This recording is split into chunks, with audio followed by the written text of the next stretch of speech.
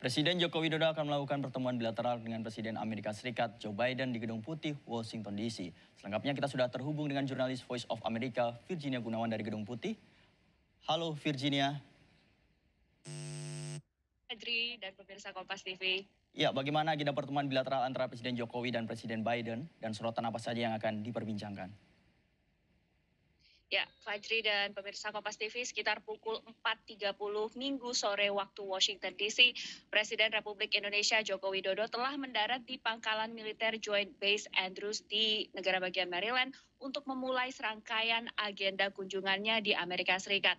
Besok hari Senin, pertemuan kedua presiden akan dilakukan di Gedung Putih di belakang saya ini.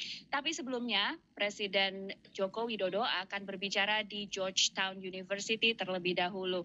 Nah, dalam konferensi pers yang dilakukan oleh Gedung Putih pekan lalu, juru bicara Gedung Putih telah mengumumkan pertemuan antara kedua pemimpin negara ini dalam kapasitas working bilateral atau kerja bilateral untuk membicarakan sejumlah isu, termasuk peran Indonesia di kawasan Asia Tenggara, sentralitas ASEAN, terutama dalam kompetisi antara Amerika Serikat dan Tiongkok, dan ini juga berkaitan dengan Myanmar, serta energi bersih dan terbarukan. Tahun depan, 2024, menandai 75 tahun hubungan kerjasama antara kedua negara, dan dari informasi yang diperoleh VOA, dalam kunjungan kali ini Indonesia dan Amerika Serikat diperkirakan akan menandatangani kesepakatan untuk menaikkan status kerjasama antara kedua negara menjadi Comprehensive Strategic Partnership atau kerjasama strategis komprehensif. Penandatanganan ini akan menempatkan hubungan kerjasama antara Amerika Serikat dan Indonesia sama dengan Tiongkok dengan Indonesia yang sebelumnya sempat ditandatangani.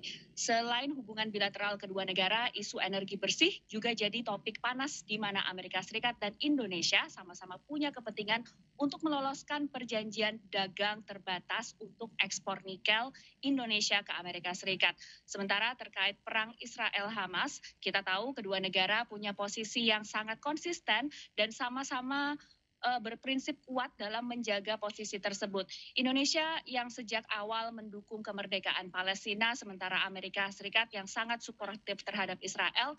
Dalam pernyataan juru bicara Dewan Keamanan Gedung Putih menyatakan bahwa Presiden Biden ini sangat paham akan perasaan yang kuat dari Indonesia terkait topik ini, namun akan konsisten dengan posisi mendukung Israel. Sementara Presiden Joko Widodo berencana untuk menyampaikan hasil dari KTT OKI dalam pertemuannya dengan Biden yang akan dilaksanakan Senin nanti. Meskipun punya prinsip yang berbeda, ada dua hal yang sama antara kedua negara tersebut terkait konflik di Gaza. Yang pertama, Amerika Serikat dan Indonesia ini sama-sama mendukung pengiriman bantuan kemanusiaan, dan yang kedua adalah mendukung solusi jangka panjang yaitu two-state solution atau solusi dua negara. Dan pertanyaannya apakah ini akan jadi titik tengah bagi Amerika Serikat dan Indonesia? Kita nantikan setelah pertemuan antara Presiden Joko Widodo dan Presiden Joe Biden. Fajri. Ya, Virginia, lalu bagaimana pertemuan kedua pemimpin ini akan berdampak pada politik domestik masing-masing negara?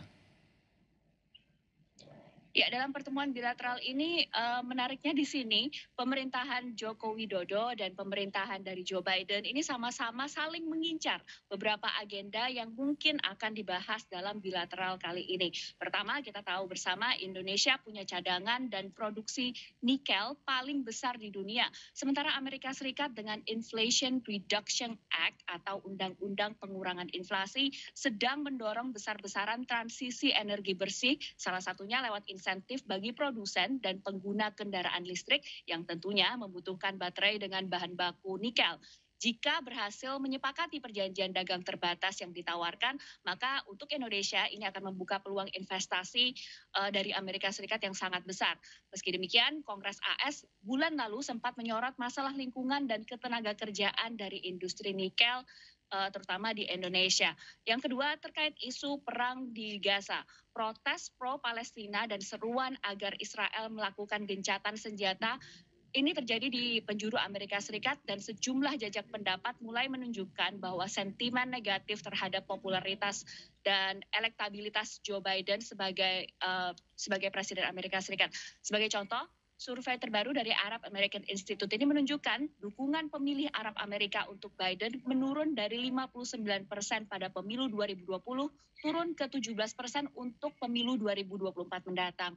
Meski pemilih Muslim dan Arab masih kalah banyak ketimbang pemilih Yahudi, namun sistem pemilu di Amerika Serikat membuat suara warga keturunan Arab dan Islam ini jadi suara penentu di sejumlah negara bagian penentu. Nah, di sini kita bisa pantau bagaimana AS akan menanggapi hasil dari KTT OKI termasuk seruan agar Israel melakukan gencatan senjata yang menurut Presiden Jokowi akan disampaikan dalam pertemuan bilateralnya dengan Presiden Joe Biden besok. Perlu kita perhatikan juga bahwa tahun depan 2024 kedua negara ini akan sama-sama melaksanakan pemilihan umum untuk memilih presiden selanjutnya.